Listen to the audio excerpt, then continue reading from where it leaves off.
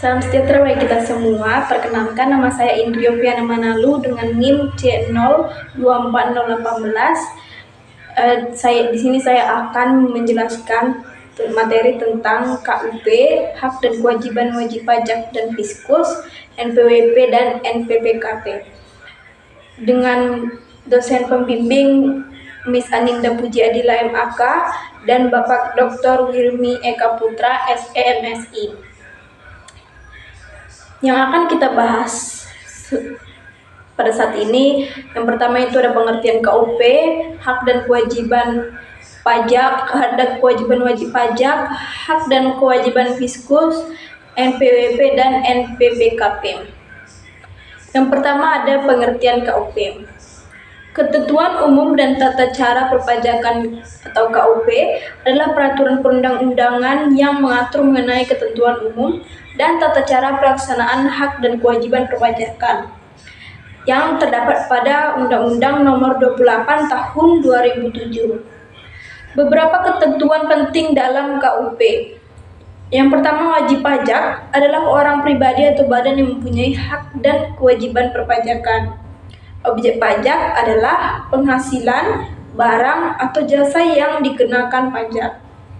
Yang ketiga, ada dasar pengenaan pajak adalah jumlah pajak yang terutang berdasarkan objek pajak. Yang keempat, tarif pajak adalah persentase yang dikenakan terhadap dasar pengenaan pajak. Ada pula hak-hak wajib pajak. Menurut Undang-Undang Nomor 28 Tahun 2007, hak wajib pajak itu ada hak saat dilakukan pemeriksaan, hak mengajukan keberatan, banding dan peninjauan kembali, hak pengangsuran dan penundaan pembayaran, hak pengembalian pendahuluan kelebihan pembayaran pajak, hak pembebasan pajak, hak kerahasiaan, hak penundaan pelaporan surat pemberitahuan, hak insentif perpajakan, hak pajak yang ditanggung oleh pemerintah, hak pengurangan pajak bumi dan bangunan atau PBB, hak kelebihan pembayaran pajak, hak pengurangan pajak penghasilan PPH pasal 25. Masuk kita ke kewajiban wajib pajak. Yang pertama, kewajiban mendaftarkan diri. Di sini maksudnya wajib pajak harus mendaftarkan diri untuk mendapatkan NPWP di KPP atau Kantor Pelayanan Penyuluhan dan Konsultasi Perpajakan atau KP2KP. Kedua, kewajiban pembayaran, pemotongan atau pemungutan, dan pelaporan pajak.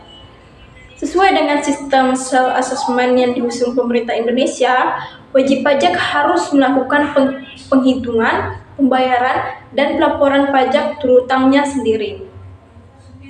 Yang ketiga ada kewajiban dalam hal diperiksa. Direktorat Jenderal Pajak dapat melakukan pemeriksaan pada wajib pajak untuk menguji kepatuhannya dalam memenuhi kewajiban perpajakan. Dan juga ada yang keempat, kewajiban yang diperiksa. Hal ini meliputi pemenuhan panggilan untuk menghadiri pemeriksaan sesuai waktu yang ditentukan, khususnya jenis pemeriksaan kantor. Yang kelima ada kewajiban memberi data. Kewajiban pajak mesti menyampaikan informasi orang pribadi atau badan yang menggambarkan kegiatan atau usaha, peredaran usaha, penghasilan, dan atau kekayaan yang bersangkutan. Ada pula hak-hak Fiskus. Menurut Undang-Undang Nomor 28 Tahun 2007, hak Fiskus itu ada hak menerbitkan surat tagihan pajak, hak menerbitkan NPWP dan melakukan pengukuhan PKP, hak melakukan pemeriksaan dan penerimaan, hak melakukan penyidikan, dan hak menerbitkan surat paksa dan juga melaksanakan penyitaan. Ada pula kewajiban Fiskus. Ada dua, yaitu kewajiban umum dan kewajiban khusus. Kewajiban umumnya memberikan bimbingan, penyuluhan, dan penerangan kepada wajib pajak agar mereka memiliki pengetahuan dan keterampilan yang dapat membantu dalam melaksanakan hak dan kewajiban perpajakannya. Yang kewajiban khusus itu ada menerbitkan NPWP sementara maksimal 3 hari setelah formulir diterima. NPWP tetap diterbitkan maksimal 3 bulan setelah formulir diterima. Surat SK pengukuhan PKP diterbitkan maksimal 7 hari setelah formulir diterima. SK kelebihan pajak diterbitkan maksimal 1 bulan setelah pengajuan. Surat perintah membayar kelebihan pajak diterbitkan maksimal 7 bulan setelah SK diajukan. Masuk kita ke materi nomor pokok wajib pajak atau NPWP. Sebelumnya kita harus tahu apa itu NPWP. NPWP adalah nomor identitas wajib pajak yang berfungsi sebagai tanda pengenal diri serta sarana administrasi untuk menjaga ketertiban pembayaran dan pengawasan perpajakan. Dapat kita lihat format NPWP itu terdiri di sebelah kiri itu ada gambar. NPWP terdiri dari 15 digit, yaitu 9 digit pertama merupakan kode wajib pajak dan 6 digit berikutnya merupakan kode administrasi perpajakan.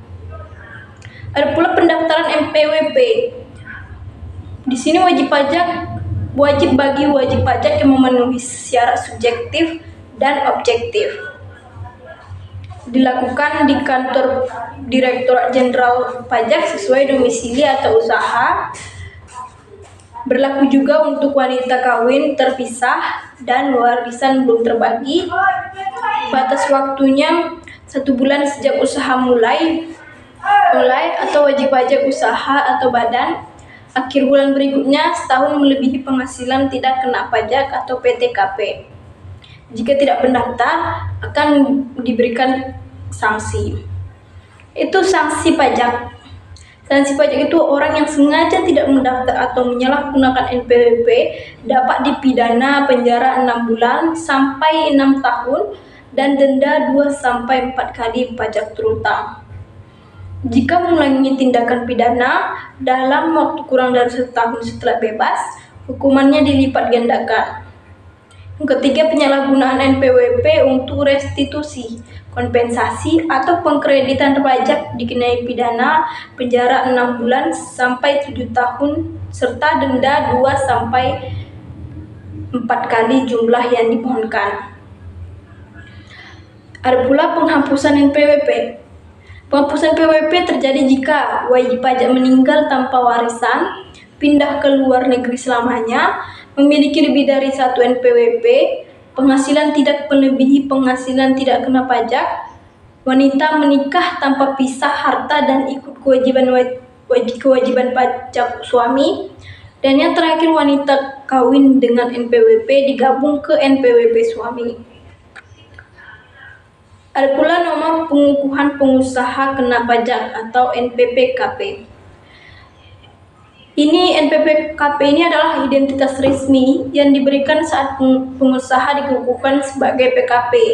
Fungsinya sebagai identitas PKP, penanda hak dan kewajiban terkait PPN dan PPNBM, serta alat pengawasan administrasi perpajakan. Syarat NPPKP yang pertama, memiliki omset atau peredaran bruto usaha minimal 4,8 miliar dalam 1 tahun, melampirkan dokumen seperti KTP, izin usaha, dan keterangan tempat usaha.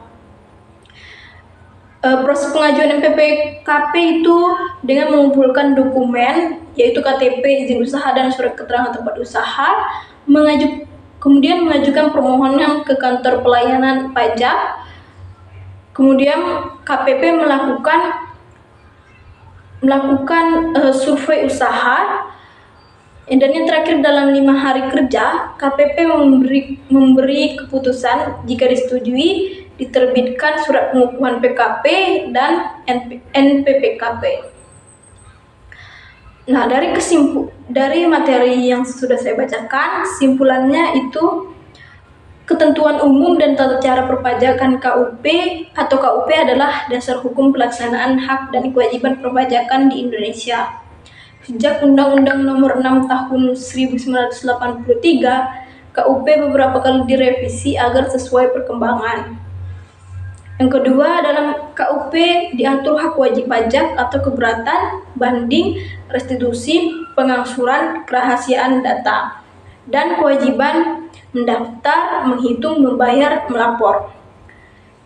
Fiskus berhak menerbitkan NPWP, memeriksa, menagih, serta berkewajiban memberi pembinaan, penyuluhan, dan pelayanan.